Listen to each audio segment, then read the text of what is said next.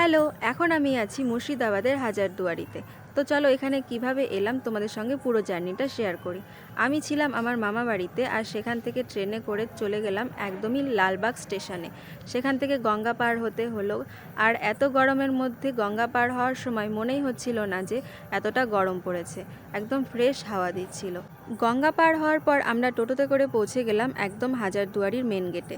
সেখানে টিকিট কাটতে হলো, তারপর টিকিট কেটে আমরা ভেতরের দিকে প্রবেশ করলাম। আমি বাইরে যা যা আছে পুরোটাই তোমাদের সঙ্গে শেয়ার করতে পারবো, কিন্তু ভেতরে একদমই মোবাইলের অ্যালাউ নেই। যদিও বা মোবাইল অ্যালাউ ছিল, কিন্তু মোবাইল একদমই সুইচ অফ করে দিতে হচ্ছিল। তাই ভেতরে যা যা ছিল আমি কিছুই তোমাদের সঙ্গে শেয়ার করতে পারবো না। সো ভিডিওটা ভালো লাগলে ভিডিওতে লাইক করে দিও, আর চ্যানেলটিকে সাবস্ক্রাইব করে দিও।